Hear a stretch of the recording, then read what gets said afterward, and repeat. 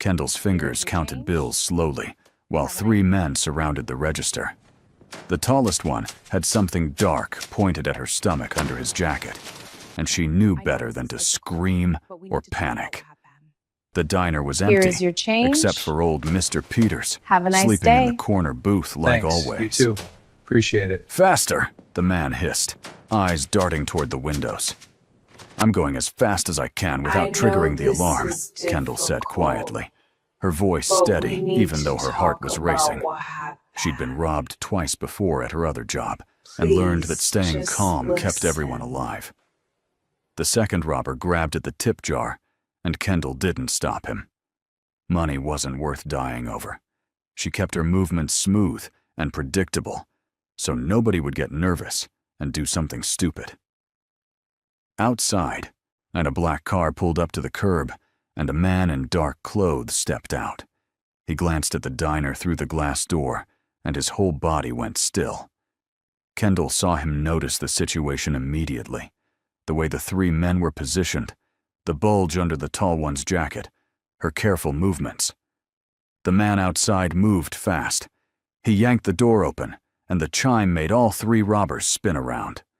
Before anyone could react, he had the tall one's arm twisted behind his back and the weapon clattering to the floor. The second robber lunged at him but got knocked backward into a table. The third one ran for the back exit. "Don't move," the stranger said in accented English, his voice cold and controlled. He wasn't even breathing hard. The tall robber groaned on the floor. The second one scrambled up and followed his friend out the back. The stranger let them go, just kicked the weapon under the counter, and turned to face Kendall. "You okay?" he asked. Kendall nodded slowly, finally allowing herself to shake a little now that it was over. "Yeah, thank you. That was... Who are you?" Someone who was passing by. He studied her with dark, intelligent eyes. "You didn't scream, didn't panic. Why?" "Panicking gets people hurt," Kendall said simply, leaning against the counter. "Better to just give them what they want and let them leave." "Smart." He glanced at the weapon on the floor. "You should call the police. They won't do anything. This is the third robbery this month in this neighborhood." Kendall started straightening the mess left behind. "But I appreciate you stopping. Most people just keep walking." The stranger pulled out a business card and placed it on the counter. "I own restaurants. I need managers who stay calm under pressure. Call that number tomorrow if you want better work." Kendall picked up the card.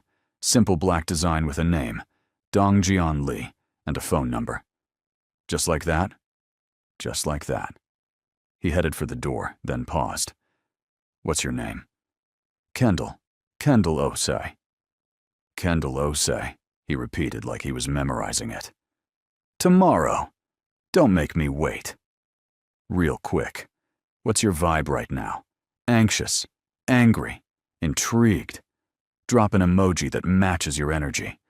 Subscribe because stories that make you feel something are rare, and I'm serving them consistently. Comment which character you're most curious about, then keep watching. The next scene will either confirm your instincts or completely destroy them." He left, and Kendall stood there holding his card, wondering what just happened. Mr. Peters woke up and asked for more coffee, like nothing unusual had occurred. That night, in her tiny apartment with the leaking ceiling, Kendall stared at the card. The eviction notice on her table said she had 2 weeks to come up with rent. Her bank account said that wasn't happening. This stranger's offer felt too good to be true, but desperate times made risky decisions feel reasonable. She called the number at 9 the next morning. A woman answered in Korean, then switched to English. "Lee Holdings. How can I help you?" "I'm calling for Donggan. He told me to call. My name is Kendall." Silence. Then the woman said, "1 moment, please." Classical music played for exactly 30 seconds before a man's voice came on. The same voice from yesterday. "Kendall, I wasn't sure you'd actually call." "I need the job," she admitted. No point pretending otherwise. "But I don't understand why you're offering it to someone you just met." Because you have something most people don't. You think clearly under pressure. That's valuable. Papers rustled on his end. Can you come to this address at 2? It's a restaurant in the business district. Wear something professional. Kendall looked at her closet full of diner uniforms and one dress from her cousin's wedding 3 years ago. Okay, 2 o'clock. Good. Don't be late, Kendall. The restaurant was on the 20th floor, with windows overlooking the entire city. A doorman who looked like he could break someone in half checked his tablet when Kendall arrived. Miss Osei? That's me? Top floor. Mr. Lee is expecting you. The glass elevator made her stomach drop as the ground fell away. She'd never been this high up in a building before. When the doors opened, Donggeon was standing there waiting, dressed in all black like yesterday, but somehow looking more dangerous in the daylight. You're early, he said, not smiling but not frowning either. Traffic was better than I expected. Follow me. He led her through the empty restaurant to a private office in the back. Security monitors lined one wall, showing different camera angles of the building. Donggeon gestured to a chair across from his desk. You know what I am, he said bluntly once she sat down. What I really do, not just restaurants. Kendall had done some research last night on her phone. Lee Holdings had connections to shipping, real estate, private security, and rumors of less legal operations. I've heard things. The things you heard are probably true. He leaned back in his chair. I run legitimate businesses, but my money comes from places that aren't completely legal. Does that bother you? My government doesn't care when people like me can't afford medicine or rent, Kendall said carefully. Hard for me to judge other people's survival methods. Something shifted in his expression, almost like approval. Honest answer. I like that. Why do you need me specifically? You could hire anyone. Because yesterday you treated armed robbers like human beings. You stayed calm, but you also had compassion. Most people in my world have forgotten how to do that. Donggeon pulled out a contract and slid it across the desk. This restaurant hosts meetings with my business partners. You'd manage the staff and sometimes attend these meetings. Your job is to watch people and tell me what you see. You want me to spy on your partners? I want you to read them, like you read those robbers yesterday.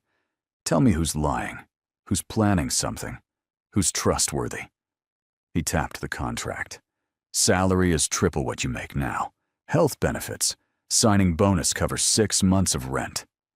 Kendall's hands shook as she picked up the paper. The numbers seemed impossible. What's the catch? You see things you can't talk about. Ever. To anyone. His eyes held hers. And some people won't like that I hired you. My family has expectations about who I work with. Because I'm African. Because you're an outsider with no connections to their world. Donggeon's voice was matter-of-fact. They'll test you, question you. Some will be rude. Can you handle that? Kendall thought about every racist comment she'd endured since moving here for school 5 years ago. Every time someone assumed she didn't speak English. Every job that passed her over. I've handled worse. Then we have a deal? She picked up the pen and signed before she could overthink it. Donggeon stood and extended his hand. His grip was firm but not crushing when they shook. You start Monday. My assistant will send details. He walked her to the elevator. And Kendall? That calmness you showed yesterday. Keep it, or you're going to need it in this world.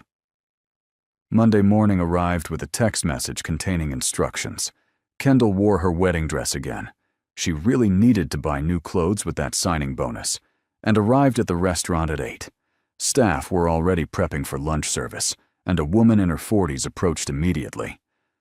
You're the new manager. Her tone suggested she wasn't happy about it. Kendall Osei, nice to meet you. I'm Suki, head chef. The woman looked her up and down. Mr. Lee usually tells us before hiring new management. It was a quick decision, Kendall said diplomatically. Suki switched to Korean, speaking to the other staff. Kendall caught enough words to know they were discussing her, questioning why Dong-gyeon hired someone with no experience, wondering if she was sleeping with the boss. She pretended not to understand and focused on learning the computer system. Dong-gyeon arrived at 11 with 3 men in suits. He caught Kendall's eye and gave a slight nod toward his office. She followed after making sure the lunch prep was on schedule. "These are associates from Johannesburg," Dong-gyeon explained once they were alone. "They want to expand their shipping business through my ports. During lunch, watch them. Tell me afterward what you notice." "What am I looking for?" "Anything unusual. Trust your instincts." The lunch went smoothly from a service perspective. Kendall made sure wine glasses stayed full and courses arrived perfectly timed. But she also watched. The oldest man kept checking his phone under the table. The youngest wouldn't look Dong-gyeon in the eye. The middle one smiled too much, talked too loud, or seemed desperate to prove something. After they left, Dong-gyeon pulled Kendall aside. "Well?" "The young one is hiding something. He's scared. Keeps touching his watch like it's a security blanket." Kendall hesitated. "And the old one? He got a message that upset him. His hand started shaking after he read it." Dong-gyeon's expression sharpened. "You're sure?" "Pretty sure. He tried to hide it, but I saw." "Interesting." Dong-gyeon made a phone call in rapid Korean. When he hung up, he looked at Kendall with something like respect. "My security just confirmed the young one is wearing a recording device. You caught that without knowing." "I just noticed he seemed nervous. Most people wouldn't have." "You have good instincts, Kendall. Don't doubt them." Over the next 3 weeks, Kendall learned the rhythm of Dong-gyeon's world, of business meetings disguised as dinners, money discussions happening in careful code, people who smiled while planning beater Nicolelles. But she also saw unexpected kindness. When a busboy's mother got sick, Dong-gyeon paid the hospital bills anonymously. When a rival tried to threaten a shop owner, Dong-gyeon made the problem disappear without anyone getting hurt. "You're not what I expected," Kendall told him one evening while closing the restaurant together. "What did you expect?" Dong-gyeon was counting receipts at the bar. "Someone cruel, cold. You're calculating, but you're not evil." He glanced up. "Don't mistake pragmatism for goodness. I do what serves my interests." "You helped that busboy's family. There was no benefit to you." "Wasn't there? Now I have his loyalty, his trust, and his willingness to work harder." "You did it before you knew it would pay off," Kendall said quietly.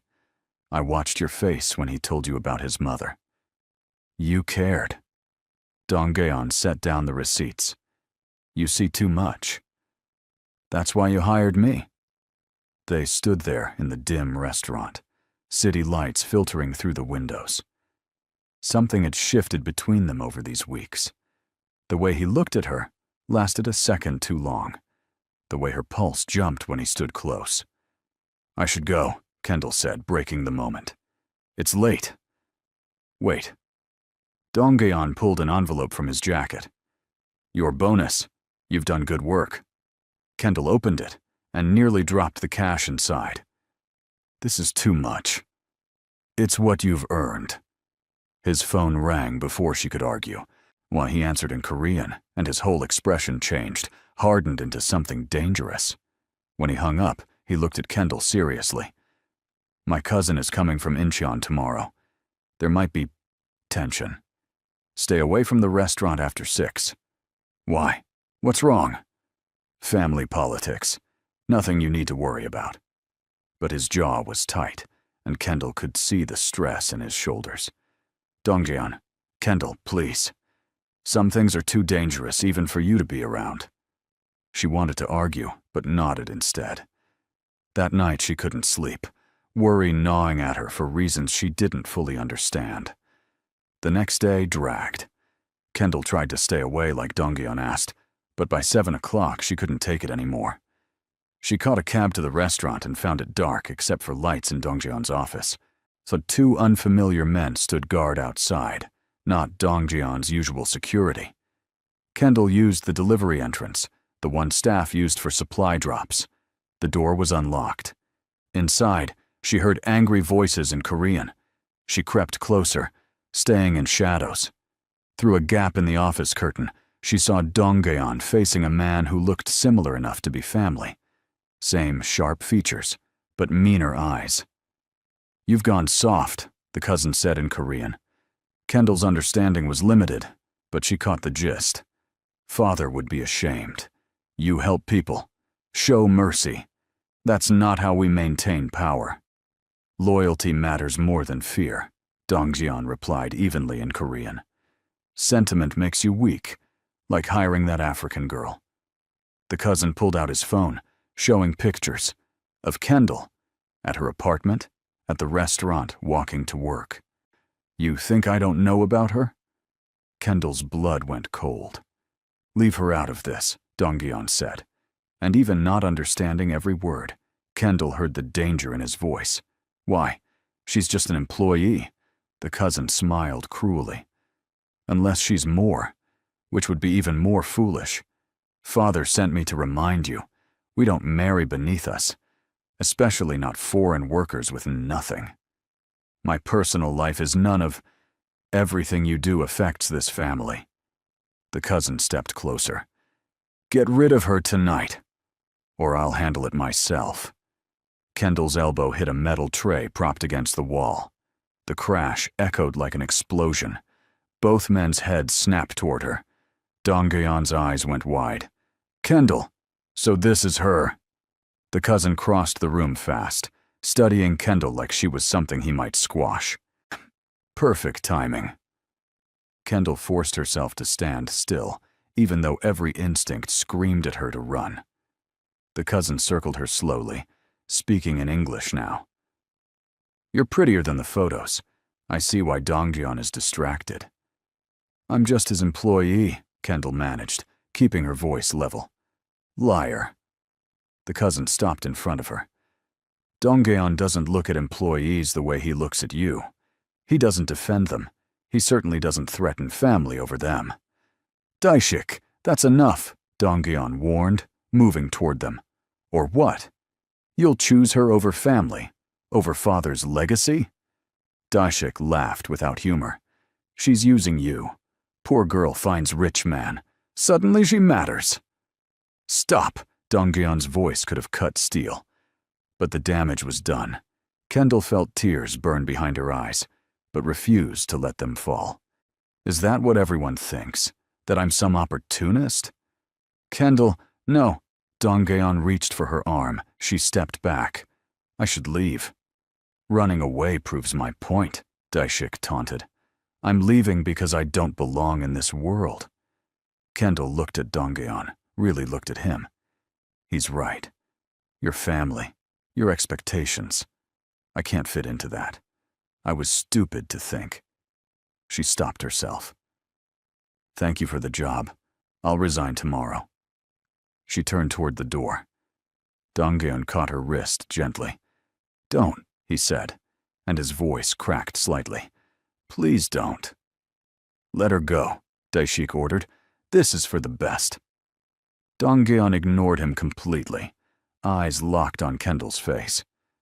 What he said isn't true. You're not using me, and I don't care what my family thinks. You should care. They're your family, your future. Kendall carefully pulled free. I'm just a waitress trying not to drown in debt. We're from completely different worlds. Then let me bridge that gap. How? Kendall's voice broke a little. Your cousin is right. I have nothing to offer someone like you. You're wrong. Dongjeon's hand lifted toward her face, but stopped short of touching. You showed me there's more to life than power and control. You reminded me how to see people as human. That's worth more than anything my family can offer. Daishik made a disgusted sound. This is pathetic. She's clearly manipulated. One more word, and you're on a flight home tonight, Dongjeon snapped, without looking away from Kendall. I mean it. Silence fell heavy between them. Kendall searched Dong-geon's face, seeing something there she'd been too scared to name. What are you really saying? I'm saying I've fallen for you. Probably started that first day when you showed mercy to those robbers. His voice went softer. I'm saying I don't care about expectations if it means losing you. Dong-geon, this is crazy. So is thinking I could keep pretending you're just an employee. He finally touched her cheek, just his fingertips. Stay. Please. We'll figure everything else out. Kendall wanted to believe him so badly it hurt, but Daishik's cold eyes watching them made reality crash back. Your family will never accept this, and I won't be the reason you lose everything. She left before he could respond, practically running to the street. Behind her, she heard Daishik's voice rise in Korean, and Dong-geon shouting back, but she didn't stop. Tears finally spilled over as she flagged down a cab, a chest tight with emotions she didn't know how to handle. For 3 days, Kendall ignored Dong-geon's calls. She picked up extra shifts at her old diner, tried to pretend the last month hadn't happened. The eviction notice had been delayed with her bonus money, but barely. On the 4th day, someone knocked at midnight. Kendall opened her door to find an elegant woman in her 50s, Korean, with eyes that missed nothing. Kendall Osei? The woman asked. Who are you? Kim Samara, Dong-geon's mother. She walked in without invitation, surveying the cramped space. We need to talk. Kendall's stomach dropped. If you're here to threaten me. I'm here because my son won't eat, won't sleep, just works until he collapses. Samara sat on Kendall's worn couch. He made dangerous mistakes yesterday because he was distracted, and nearly got himself hurt during negotiations. I'm sorry, but I don't see how. Don't play dumb. You're the reason he's falling apart. Samara pulled out an envelope. So, either you fix this or you leave. I've arranged a visa and job in Toronto. $1 million cash. Take it and disappear. Kendall's hands clenched. You can't just. I can. I have resources you can't imagine. Samara's voice wasn't cruel, just stating facts. $1 million and a fresh start. Or go back to my son and deal with my family fighting you every step. They'll question everything, make your life difficult. Some will be openly hostile. Then why give me a choice at all? Samara's expression softened barely. Because I've never seen Dong-geon look at anyone the way he looks at you. And when I investigated your background, yes, I investigated. I found something interesting. You've worked multiple jobs since you were 16, sent money to your sister for school, never took shortcuts, never compromised your values. She leaned forward. You have integrity. That's rare. You're testing me. Yes. To see if you're strong enough for what's coming. Samara stood. Choose quickly. He's spiraling, and I won't let him destroy everything over heartbreak. She left the envelope and walked out. Kendall stared at it for hours. $1 million. A new life. Freedom from struggling. She could help her sister, get a real place, start over somewhere safe. But when she closed her eyes, she saw Dong-geon's face that night. The vulnerability he'd shown, the way he'd looked at her like she mattered. She picked up her phone. Dong-geon answered immediately, voice rough. Kendall. Your mother visited me. Silence. What did she say? She offered me money to leave. A lot of money. More silence. Just breathing. I'm not taking it, Kendall said quietly. But I need to know this is real. That we're not just caught up in something impossible.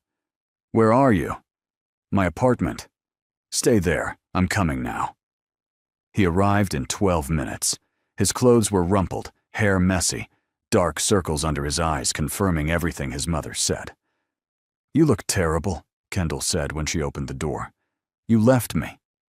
He said it simply, like that explained everything. They stood in her doorway with city noise filtering up from the street. Kendall stepped back, letting him in. Your mother said your family will make my life miserable, she said once the door closed. They probably will. She said they'll question everything, be hostile. Probably. She said I'm too different. Wrong background, wrong country, wrong everything. They're wrong. Dongyeon moved closer. You're exactly right. For me. Kendall's defenses crumbled. I'm scared. This is insane. We barely know each other, and we're talking about... What are we even talking about? A future, if you want one. His hand found hers, fingers intertwining. I know it's fast. I know it's complicated. But I've never been more certain of anything. Your family will adjust or they won't. That's their problem. His thumb traced circles on her palm. You're mine now, if you'll have me. This is completely insane, Kendall whispered, but she was smiling slightly. That's not a no. It's not a yes either. Not yet. She squeezed his hand. I need a few days. To think. To be sure. Dongyeon nodded, disappointment flickering across his face, but understanding too. Okay. However long you need, my answer won't change. He pressed his lips to her forehead, gentle and restrained, then left. Kendall spent 2 days thinking, video calling her sister, weighing every option. On the 3rd day, she called him. Okay, she said when he answered. Okay? I'm in. Whatever this is, wherever it goes. I'm in. The silence lasted so long she thought the call dropped. Really, really. But I have conditions. Name them. I keep my independence, my own money, my own choices. I'm not becoming anyone's kept woman. Agreed. And if your family gets too awful, we handle it together. No protecting me like I'm fragile. Agreed. Anything else? That's it for now. She heard him actually laugh. When can I see you? Now works. He arrived in 8 minutes this time. When she opened the door, he pulled her into a hug that lifted her feet slightly off the ground. You're sure? He asked against her hair. Terrified but sure. Same thing, right? Close enough. Meeting Dongyeon's family officially was scheduled for Sunday. Kendall spent the week in constant nervousness that no amount of reassurance could fix. They're going to hate me, she said, for probably the 100th time, standing in front of her closet. Some will, some won't. Dongyeon sat on her bed, watching her try on different outfits. My uncle will appreciate your intelligence. My aunt will be suspicious, but fair. Daeshik you already met. Daeshik definitely hates me. Daeshik hates everyone. Don't take it personally. Kendall settled on a simple dress, modest, well-fitted, not trying too hard. What about your father? Dongyeon's expression darkened. My father built everything through ruthlessness. He won't understand choosing love over advantage. Maybe we should postpone. No. Waiting won't change anything. He stood, coming behind her. You're stronger than you think, Kendall. You'll handle them. The Lee family compound sat outside the city behind gates that probably cost more than Kendall's entire neighborhood. Security checked them through 3 separate points before they reached the main house. Subtle, Kendall muttered. Dongyeon squeezed her hand. Welcome to my world. The dining room could seat 30 people. Kendall counted 12 family members, all impeccably dressed, all watching her with varying degrees of curiosity and suspicion. Dongyeon's father sat at the head, Lee Junwoo, silver-haired, probably 60, with eyes like frozen steel. He didn't stand when they entered. So this is her, he said in Korean. Dongyeon translated quietly. This is Kendall Osei, Dongyeon replied in English, making a point. My girlfriend. The room erupted in whispered Korean. Samara silenced them with one look. Please sit, she told Kendall, gesturing to a chair. We're just family. No need for formality. Kendall seriously doubted that. but sat anyway. Donggeon took the chair beside her, his leg pressing against hers under the table, a small reassurance. Dinner started with polite small talk. The uncle asked about her education. An aunt questioned her work history. Relatively painless, until Daishik decided to cause trouble. "Tell me, Kendall," he said sweetly. "What do you think of our family business?" Trap. An obvious trap. Kendall felt Donggeon tense beside her. "I think every family has complicated histories," she replied carefully. "Mine included. I try not to judge without understanding full context." Diplomatic? Junwoo spoke for the first time, studying her. "But you know what my son does. What we all do. Does that bother you?" Kendall met his gaze. "Your son has never asked me to compromise my morals. He's shown more compassion than many so-called respectable people I've known. So no, it doesn't bother me." "Compassion is weakness," Junwoo stated flatly. "Compassion is strength," Kendall countered, before she could stop herself. The room went completely silent. "It takes nothing to be cruel. It takes real strength to be kind, when the world tells you kindness doesn't matter." Donggeon's hand found hers under the table. Junwoo's expression didn't change, but something flickered in his eyes. Maybe interest, maybe not complete dismissal. "You have strong opinions. I appreciate that." The rest of dinner passed in careful conversation. Kendall answered questions, deflected insults disguised as concerns, tried to ignore the weight of constant scrutiny. Afterward, Samara pulled her aside while Donggeon argued with Daishik about something. "You did well," Samara said. "Better than I expected. But not good enough. My husband doesn't impress easily, but he didn't throw you out. That's something." Samara's expression shifted. "However, you should know. Someone's been asking questions about you. Private investigator. Not family hired." Kendall's stomach dropped. "Who?" "We're finding out. But be careful. You're connected to Donggeon now, and that makes you a target." The warning proved accurate. 2 days later, Kendall received photos at her apartment. Pictures of her and Donggeon together. Her sister Camilla walking to school back home. Her old diner job. Each photo had a typed message. "Leave him or face consequences." Her hands shook as she called Donggeon. "I'm coming," he said immediately. "No, I'm coming to you. Someone's watching my place." She took 3 different cabs, checking constantly for anyone following. When she finally reached Donggeon's penthouse, her first time seeing where he actually lived, he already had security footage pulled up. "The photos were delivered by courier," he explained, jaw tight. "Paid cash. No cameras caught who sent them. They threatened Camilla." Kendall's voice shook with anger now, not fear. "She's 17. Well, she has nothing to do with this. I know. I've already arranged protection." Donggeon pulled up more screens. "Your sister has 2 bodyguards now. They're posing as university students, and I've donated new security to her school under a different name. You can't just—" "I can, and I did." His eyes met hers. "You're mine to protect now. That includes people you love." Kendall wanted to argue about independence and not needing protection, but the photos of Camilla stopped her. "Thank you." "Don't thank me. This is my fault. My world put you in danger." "I chose to be in your world. You didn't choose to be threatened." Kendall moved closer, taking his hand. "We'll figure this out together. That's what you promised, remember?"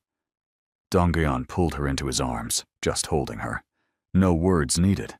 The next morning brought worse news. Now Donggeon's phone rang at 6, and he answered in rapid Korean. Kendall watched his expression change from sleepy to alert to furious in seconds. "What happened?" she asked when he hung up. "One of my shipments was intercepted. Legal goods, but the timing is suspicious." He was already getting dressed. "This is connected to those photos. Someone's trying to pressure me. By threatening your business? By showing they can hurt what matters to me. Dong-geon pulled on his jacket. I need to handle this. Stay here. My security will keep you safe. I'm coming with you. Kendall. We handle things together, remember. You promised. She was already pulling on clothes. Besides, maybe I'll see something your security missed. Dong-geon looked like he wanted to argue, but nodded. Stay close to me. Don't wander off. They arrived at the warehouse district as the sun rose. Police were already there, paperwork being filed. Dong-geon spoke with his lawyer, while Kendall watched the officers work. Something felt wrong. The youngest officer kept glancing at his phone nervously. He'd positioned himself away from his colleagues. And when he thought nobody was watching, he made a quick call and walked toward the back exit. Dong-geon, Kendall said quietly, nodding toward the officer. Dong-geon followed her gaze, then made a subtle gesture. Two of his security team peeled off to follow the officer. 10 minutes later, they returned with information. The officer had called someone and said, "Package delivered," before hanging up. He tipped someone off about the shipment, Dong-geon said grimly. So the question is who paid him? Can you find out? Oh, I'll find out. His voice promised consequences. Over the next week, the threats escalated. More photos. Suspicious incidents at Dong-geon's businesses. Someone tried to hack his bank accounts. But Dong-geon's security was good, and they traced everything back to a rival family from Ulsan trying to expand into his territory. They're using you to get to me, Dong-geon explained one evening in his office. They think if they threaten you, I'll back down from a shipping deal. Will you? Absolutely not. He looked at her seriously. But I am moving you somewhere safer. My family compound has better security. I'm not moving in with your parents. There's a separate guest house. Your own space. Please, Kendall. I can't focus on business if I'm worried about you every second. She wanted to refuse on principle, but the look in his eyes stopped her. Okay, but temporarily, until this is resolved. Thank you. Moving to the compound felt surreal. The guest house was bigger than her entire apartment building. Staff appeared to handle everything. Kendall felt completely out of place. Samara visited the second day. Settling in. Still feels like I'm in a hotel, Kendall admitted. This isn't really me. No, it's not. But you're adapting. Samara sat on the couch. I wanted to apologize for testing you with that money. It was manipulative. You were protecting your son. I understand that. I was, but I also underestimated you. Samara smiled slightly. You're tougher than you look. My husband respects that, or even if he won't admit it. Does he hate that I'm with Dong-geon? He doesn't hate it. He's cautious. Junwoo has seen many people try to use his sons for money or status. He's waiting to see if you're different. I am different. I know. But proving it takes time. Samara stood to leave. Be patient with him, and with the rest of the family. Change is hard for people who've lived one way for generations. That evening, Dong-geon found Kendall sitting outside the guest house. Looking at stars, she could actually see away from city lights. Penny for your thoughts? He asked, sitting beside her. Just thinking how different my life was 3 months ago. I was serving coffee and dodging eviction notices. Now I'm hiding from rival families in a mansion. Having regrets? No. Maybe. Sometimes. She looked at him. Are you sure about this? About us? Because your family is barely tolerating me, and people are actively trying to hurt me to get to you. I've never been more sure of anything. How can you be so certain? Dong-geon took her hand. Because before you, I was just going through motions, building power, making money, following family expectations. But I wasn't actually living. You changed that. You made me remember there's more to life than control and fear. Kendall leaned against his shoulder. I love you. I don't think I've actually said that out loud yet. You haven't. But I knew. He kissed the top of her head. I love you too. They sat in comfortable silence until Dong-geon's phone rang. He answered, listened. Then his expression went completely cold. What is it? Kendall asked. They found who's been threatening you. The rival family hired someone local. He stood, already making more calls. I'm handling this tonight. Dong-geon, don't do anything. I'm not going to hurt anyone. I'm just going to make very clear what happens when people threaten what's mine. He kissed her forehead. Stay here. I'll be back soon. He left before she could argue. Kendall tried to stay calm, but anxiety gnawed at her. She paced the guest house for 2 hours before Samara appeared. He'll be fine, Samara assured her. Dong-geon knows what he's doing. I hate feeling helpless. Then don't be helpless. Come with me. Samara led her to the main house's office, where security monitors showed multiple locations. This is where we track everything. Every business, every property, every situation. If you're going to be part of this family, you should understand how we operate. For the next hour, Samara explained the family business, the legitimate parts and the less legitimate parts, the networks they maintained, the rivals they managed, the delicate balance of power that kept everything running. Why are you telling me all this? Kendall asked. Because knowledge is power, and because I think you're smarter than anyone gives you credit for. Samara pulled up a new screen. Look at this. These are financial records from the rival family threatening you. See anything interesting? Kendall studied the numbers. They're spending more than they're earning. Way more. Exactly. They're desperate. Overextended. That's why they're pushing into Dong-geon's territory. So what does that mean? It means they're weak, and weakness can be exploited. Samara smiled slightly. Or want to help me figure out how? Kendall found herself smiling back. Yeah, I really do. By the time Dong-geon returned at midnight, Kendall and Samara had mapped out the rival family's entire financial network. Every weak point, every desperate deal, every place they'd overextended themselves. You two have been busy, Dong-geon said, looking at the screens with raised eyebrows.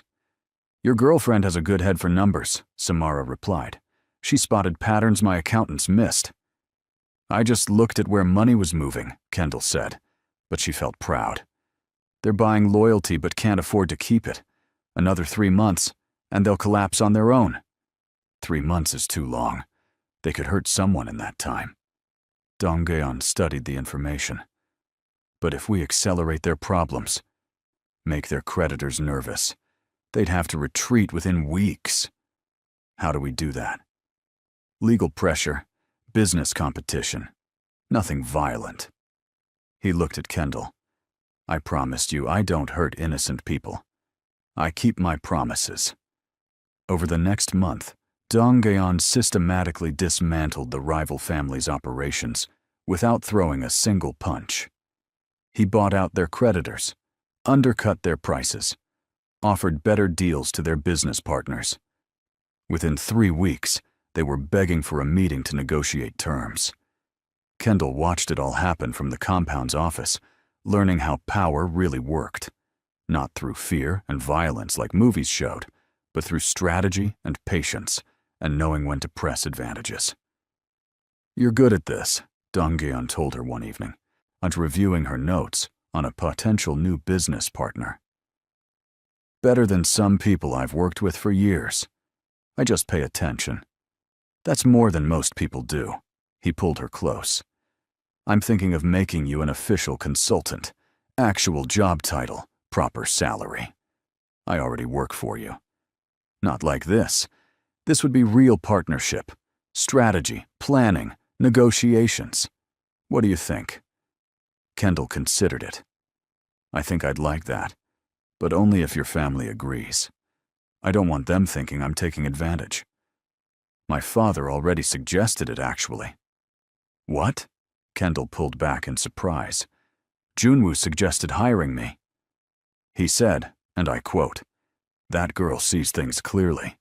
Use her brain instead of wasting her on restaurant management." Dong-geon smiled.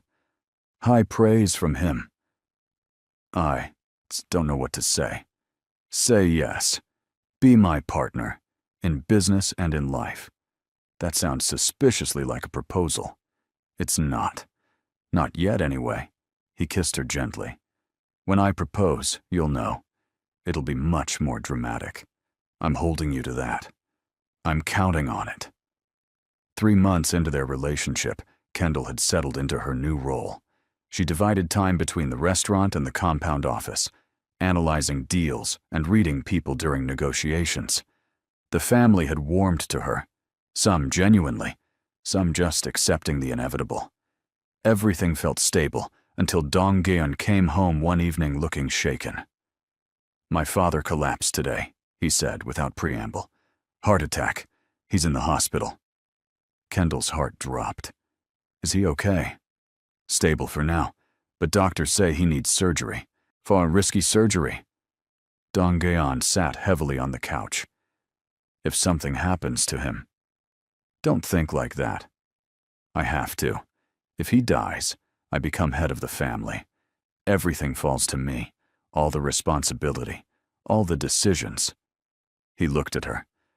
"That's more pressure than you signed up for." "Hey." Kendall took his face in her hands. "I signed up for you. All of you. That includes whatever responsibilities come with your family. You say that now, I mean it now, and I'll mean it tomorrow, and every day. After." She pecked his lips. "We're in this together, remember?" Dong-geon pulled her into his lap, just holding her. "I don't deserve you." "Probably not," Kendall teased gently. "But you're stuck with me anyway." They spent that night at the hospital. Junwoo came through surgery successfully, but would need months to recover. Which meant Dong-geon had to step up immediately. The next weeks were brutal. Dong-geon worked 18-hour days managing everything, making decisions, meeting with family heads, handling business deals. Kendall supported him however she could, but she saw the stress wearing him down. "You need to sleep," she told him one night when he came home at 2 a.m. "I will. Just need to finish these reports." "Dong-geon, you're going to collapse like your father if you keep this up." "I'm fine." "You're not fine. You haven't eaten properly in days. You barely sleep. This isn't sustainable." "What choice do I have?" he snapped, then immediately looked guilty. "I'm sorry. I didn't mean..." "It's okay. You're stressed. I get it." Kendall closed his laptop. "But you have people who can help. Your uncle, your mother, even me. Now you don't have to carry everything alone. Delegating feels like weakness. Delegating is smart. You taught me that." She pulled him toward the bedroom. "Come on, sleep now. Work tomorrow." He didn't argue, which showed how exhausted he really was. 2 months into Junwoo's recovery, things started stabilizing. Dong-geon found his rhythm. The family accepted his leadership. But then Kendall started feeling sick. At first, she blamed stress. But when the nausea lasted 2 weeks and she missed her period, she took a test. Positive. She stared at it for 10 minutes, mind completely blank. A baby. She was pregnant with Dong-geon's baby. They'd been careful, but not careful enough, apparently. Fear and joy and panic all swirled together. She had no idea how Dong-geon would react. They'd never discussed children. Everything had moved so fast already. She waited until evening when he came home. "We need to talk." His expression immediately went alert. "What's wrong?" "Nothing's wrong, exactly. It's just..." She pulled out the test. "I'm pregnant." Dong-geon stared at it like it was written in a foreign language. "You're pregnant?" "Yeah, with a baby. That's usually how pregnancy works, yes." He sat down slowly.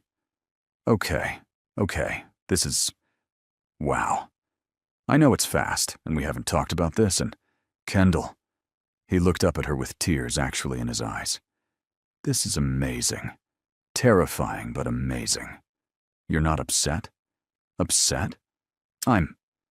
He stood and pulled her close. I'm going to be a father. We're going to be parents. How could I be upset about that? Relief flooded through her. I was so worried you'd think it was too soon. It is too soon. We should probably be married first. My family will definitely have opinions. He laughed slightly. But I don't care. I'm so happy. Me too, I think. Once the panic subsides, we'll figure it out, together. He placed his hand on her stomach, even though there was nothing to feel yet. Our baby. Telling the family was another matter. Samara looked thrilled. The uncle congratulated them. Daishik made a snide comment about timing, and Junwoo, still recovering, just studied them both for a long moment. You'll marry her, he finally said. Not a question. I was planning to, Dongyeon replied. Good. Do it quickly, before she's showing. People will talk otherwise. I don't care if people talk. You should. You're head of this family now. Your actions reflect on all of us. But Junwoo's voice wasn't harsh. That said, well, congratulations, both of you. Thank you, Kendall managed, surprised by his acceptance. After they left, Dongyeon turned to her. He's right about one thing. We should get married. Not because of gossip, but because I want you as my wife. Is this a proposal? Not the dramatic one I planned, but yes, he took her hand. Marry me, Kendall. Be my wife, my partner, the mother of my children. Make this official. That's still not very dramatic. I'll do better later, I promise. But right now, I just need to know you'll say yes. Kendall pretended to think about it. Okay. Yes, I'll marry you. They planned a small wedding for 2 weeks later, just family and close friends. Kendall's sister Camilla flew in from home, crying happy tears when she saw Kendall. You're really doing this, Camilla said, helping Kendall into her dress. So marrying a Korean guy you met 3 months ago. I know it's crazy. It's very crazy, but I've never seen you this happy. Camilla adjusted the dress. He better treat you right, or I'll fly back here and handle him. He treats me very right, I promise. The ceremony was simple. Traditional Korean elements mixed with some touches from Kendall's culture.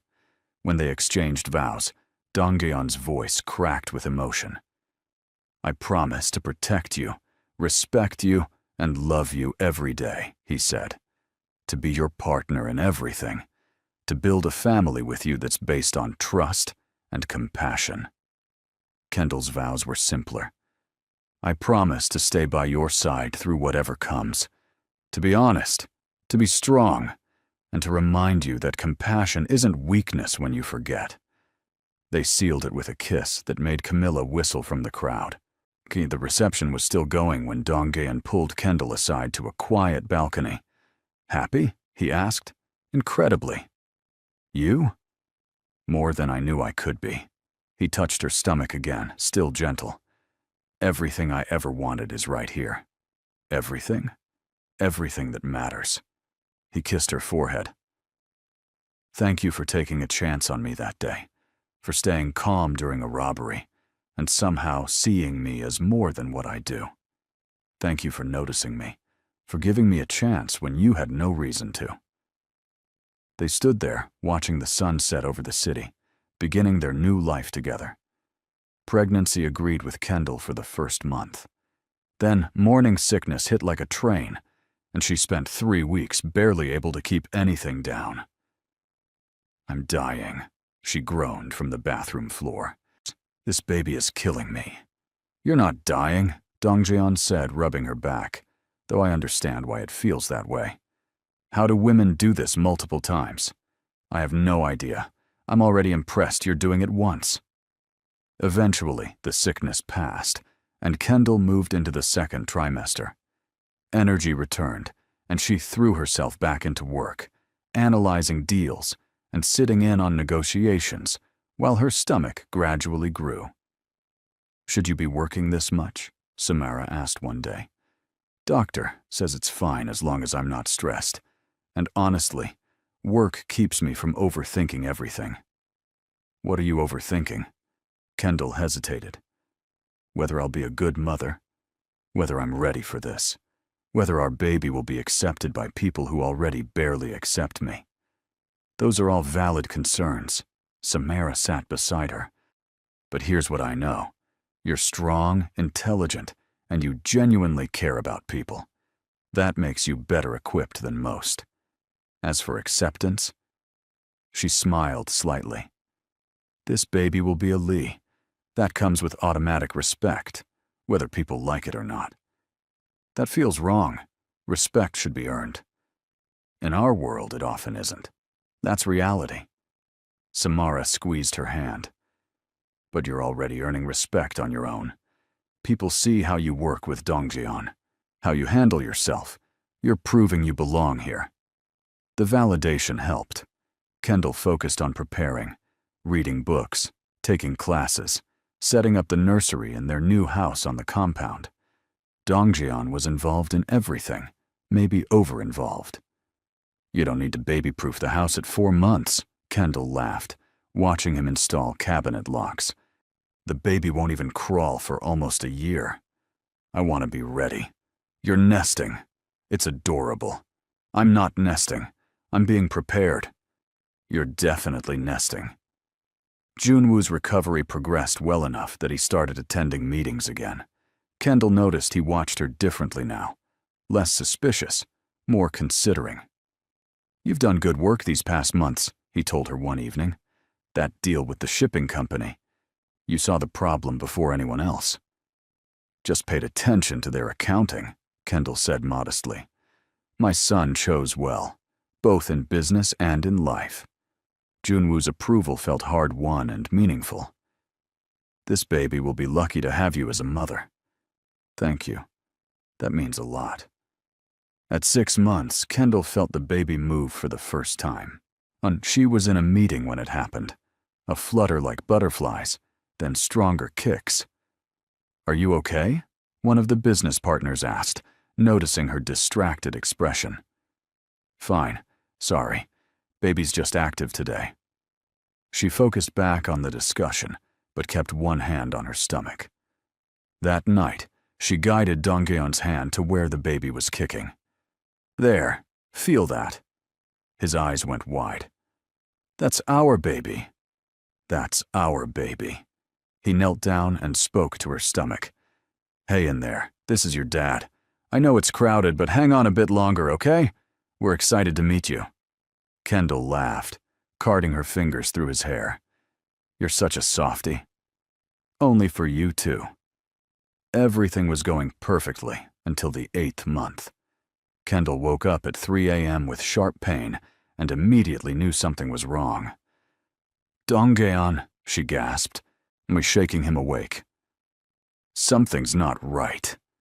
He was alert instantly. "What kind of pain?" "Sharp, constant, different from normal." Another wave hit and she doubled over. Donggeon had her at the hospital in 15 minutes. Doctors rushed her to a room, monitors everywhere. Nurses speaking rapid Korean she couldn't follow in her panicked state. "What's happening?" she asked the doctor in English. "Your blood pressure is very high. We need to monitor you and the baby carefully." The doctor spoke calmly but efficiently. "This could be preeclampsia. We might need to deliver early if it doesn't stabilize." "It's too early. 8 months is manageable. Baby would likely be fine." The doctor adjusted monitors. "Let's see if we can bring your pressure down first." Donggeon held her hand while they waited. His expression was controlled, but Kendall saw the fear underneath. "I'm scared," she admitted quietly. "Me too. But you're both going to be fine. You have to be." "What if something goes wrong?" "Then we handle it. Together. Like everything else." He kissed her forehead. "You're the strongest person I know, Kendall. You've got this." They managed to stabilize her pressure with medication. The doctor recommended bed rest for the remaining month. Absolutely no work, no stress, just rest. The doctor was firm. If your pressure spikes again, we deliver immediately. Going on bed rest felt like torture. Kendall wasn't good at doing nothing, and watching Dongyeon handle everything alone stressed her out more than working did. You need to relax, Camilla said over video call.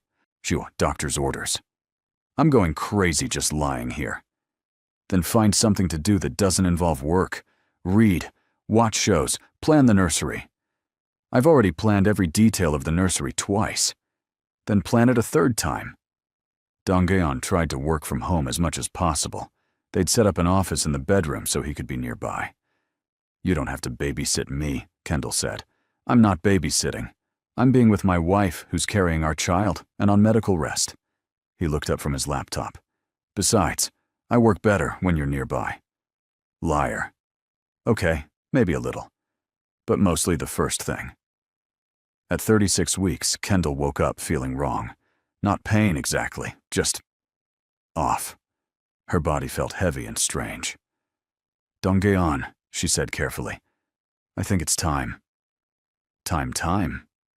Yeah, time. The next 12 hours were a blur. Labor was long and difficult. At one point, the baby's heart rate dropped, and doctors considered emergency surgery. Whatever keeps them safe, Kendall told them through the pain. Do whatever you need to do. But the baby stabilized, and labor progressed naturally. Finally, after what felt like forever, a cry filled the room.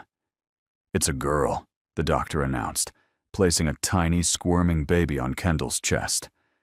Kendall looked down at her daughter, perfect tiny face, dark hair, beautiful brown skin, and burst into tears. She's here, she whispered. She's really here. Dongyeon was crying too, touching their daughter's hand with one finger.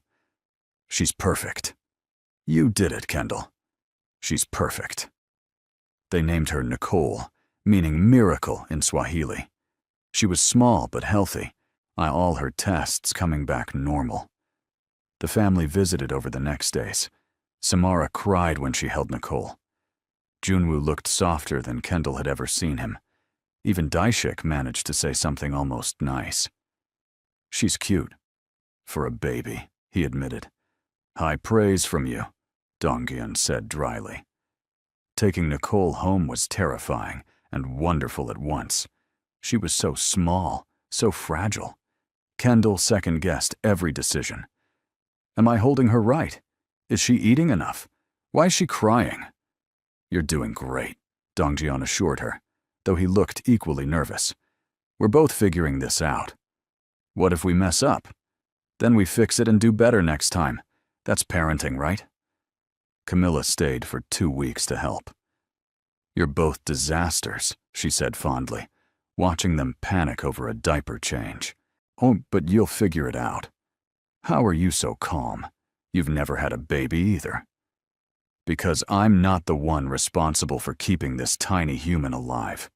That pressure is all yours. You're not helping. But slowly, day by day, they found their rhythm. Nicole's cries became less mysterious. Feedings got easier. Sleep happened in brief stolen moments, but it happened. One night when Nicole was 3 weeks old, Kendall found Dongyeon sitting in the nursery, just watching their daughter sleep. What are you thinking about? She asked quietly. How my whole life has led to this moment. Every decision, every choice, even the bad ones. They all brought me here. He looked at her. Brought us here. With her. No regrets? Not a single one. He stood, pulling Kendall into his arms carefully so they could both watch Nicole together. I used to think power was the most important thing. Control, respect. But this, he gestured to their sleeping daughter. This matters more than all of that combined. You're getting soft in your old age? Maybe. But I'm okay with that. Nicole started making little sounds in her sleep. tiny coos and sighs that seemed impossibly loud in the quiet nursery. "She's going to have your stubbornness," Dongjian predicted. "I can already tell. And your tendency to overthink everything. Perfect combination. Completely terrifying combination, you mean?" They stood there together, watching their miracle sleep, and Kendall felt more content than she'd ever been. This complicated, unexpected life was somehow exactly right. Nicole's first year flew by in a blur of sleepless nights and milestone moments. Her first smile at 6 weeks, on first laugh at 3 months, first time sitting up at 5 months. Kendall documented everything obsessively. "You're taking more photos than a professional photographer," Dongjian teased, watching Kendall snap her 100th picture of Nicole playing with blocks. "She won't be this small forever. I want to remember everything." "We'll remember. Trust me." But Kendall kept taking pictures anyway, because Dongjian was right. Nicole grew impossibly fast. One day she was a tiny newborn. The next, she was crawling everywhere and pulling herself up on furniture. Work had taken a back seat during Nicole's first months, but gradually, Kendall eased back into consulting. She worked from home mostly, analyzing deals during nap times and joining video meetings, while Nicole played nearby. "You're juggling too much," Samara warned during one visit. "So you don't have to prove anything." "I'm not trying to prove anything. I just miss using my brain for more than counting diapers." "Fair enough. Just don't run yourself into the ground." Kendall was careful to maintain balance. Nicole came first always, but work kept her sharp and engaged with the world. Dongjian supported whatever she decided. "If you want to work full-time, we'll make it happen. If you want to stay home, that works too," he'd said early on. "Whatever makes you happy." "I think I want both, somehow. Then we'll figure out both." They did, with help from Samara and a nanny Kendall actually liked. Someone who respected that Kendall was still Nicole's primary parent, but provided support when needed. Around Nicole's first birthday, Junwoo's health took another turn. He'd been doing well, managing his recovery, but stress from a business dispute caused another heart episode. "It's not as serious as last time," the doctor explained, "but he needs to step back completely now. No more work stress at all." Which meant Dongjian took over everything permanently. The weight of it showed in new lines around his eyes, the tension in his shoulders that never quite went away. "I can handle more of the business side," Kendall offered one evening. "Let me take some of the pressure off." "You already do so much." "Exactly. I already do it. Let me do more. I want to help." They restructured everything, Kendall taking on more strategic planning, while Dongjian handled negotiations and family politics. It worked surprisingly well. People had started respecting Kendall's judgment, listening when she spoke in meetings. "You've become quite the power player," Daeshik commented during one family dinner, and for once, it didn't sound like an insult. "Just trying to help," Kendall replied diplomatically. "You're doing more than helping. You're becoming essential." Even from Daeshik, that felt like massive progress. Nicole's second birthday brought the whole family together. She was walking now, talking in broken sentences, and had developed a strong personality that made everyone laugh. "She's definitely your daughter," Samara told Kendall, watching Nicole boss around her older cousins. "Knows exactly what she wants." "She's got Dongjian's stubborn streak too, unfortunately." "Hey, that's a good quality," Dongjian protested, holding Nicole, who was attempting to grab his nose. "Keep telling yourself that." Life settled into a comfortable pattern. Work, a family, the occasional drama with business rivals that they handled together.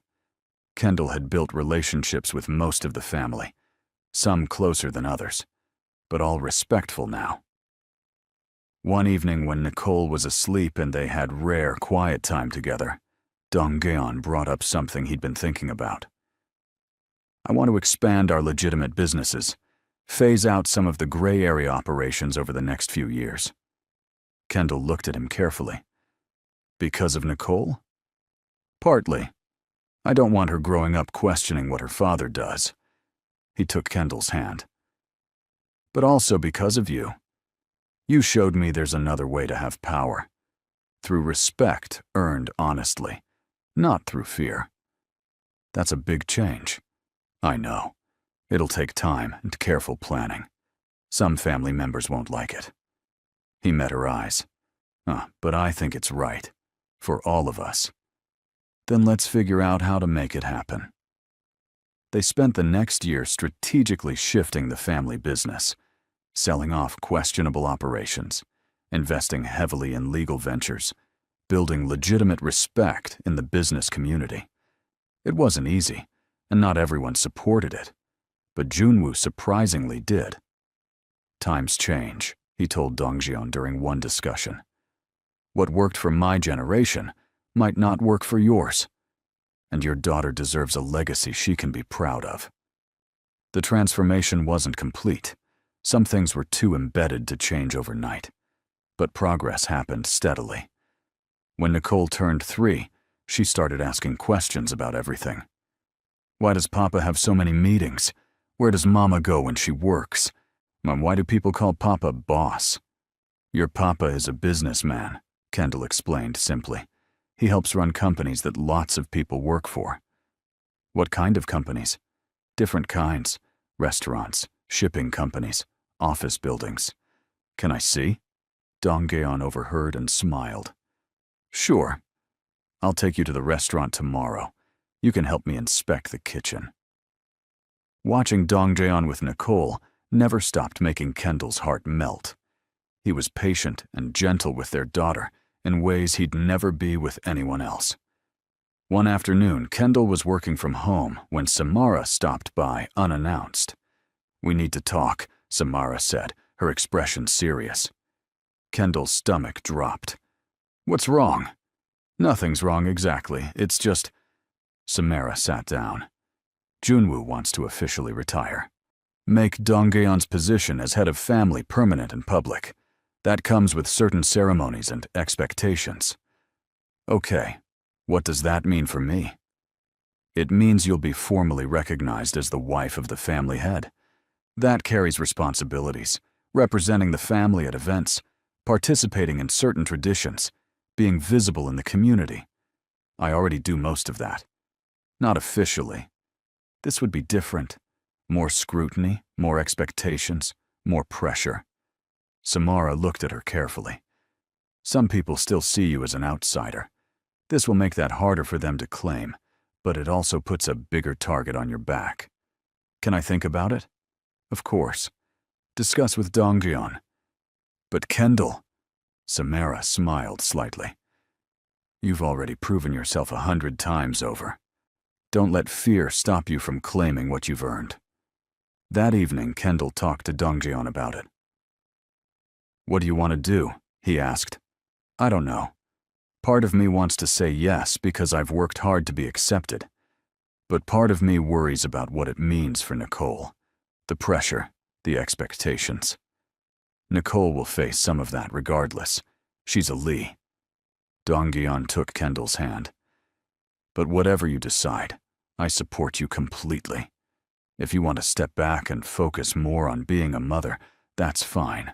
If you want to step up and claim your place fully, that's also fine. What do you want? Honestly, I want you by my side as my equal partner, but only if that's what you want too. Kendall thought about it for 3 days. Talked to Camilla over video call, to Samara, even to Junwoo, who gave surprisingly good advice.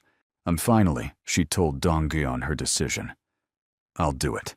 The ceremony, the formal recognition, all of it. You're sure? I'm sure. I've earned my place in this family. Time to make that official. The ceremony was scheduled for 2 months later. Traditional Korean elements mixed with acknowledgments of Kendall's heritage, a blending of cultures that represented their family. The night before, Kendall stood in front of the mirror in her ceremonial dress, nerves finally hitting. I can't believe I'm doing this, she said. Having second thoughts? Dongjeon came up behind her. No, just reflecting on how we got here. 3 years ago, I was serving coffee and getting robbed. Now, I'm about to be formally recognized as part of one of the most powerful families in the city. And you've earned every step of that journey. Have I, though? And sometimes I still feel like I'm pretending, like someone will figure out I don't really belong. Dongyeon turned her to face him. You belong because you chose to be here and fought for your place. Nobody handed you anything. You proved yourself over and over. He touched her cheek gently. You belong because I love you, and Nicole loves you, and this family respects you. That's not pretending. When did you become so good with words? I've always been good with words. You just made me better at using them for something other than business. The ceremony went perfectly. Hundreds of people attended. Family, business associates, community leaders. Kendall wore a dress that honored both her African heritage and Korean tradition, standing beside Dongyeon as equal partners. When it was her turn to speak, she kept it simple. Thank you for accepting me into this family, for giving me the chance to prove myself. I promise to honor that trust and continue working to make our family proud. Applause filled the room. Later, during the reception, person after person approached to congratulate her, including several who'd been openly hostile when she first appeared. You've come a long way, one older relative said. I'll admit, I had doubts at first. But you've proven me wrong. Thank you. That means a lot. Across the room, Kendall caught Dongyeon's eye. He was holding Nicole, who was dressed in a tiny version of Kendall's dress, both of them smiling at her. Her family, her place, her life. Later that night, after Nicole was asleep, and they'd finally escaped the crowds, Dongyeon found Kendall on their bedroom balcony looking at stars. You okay? He asked, wrapping arms around her from behind. More than okay. Just thinking about everything. About how one moment changed our entire lives. You staying calm during that robbery? Yeah, if you hadn't stopped, if you hadn't noticed something was wrong, if I'd panicked instead of staying calm. She leaned back against him.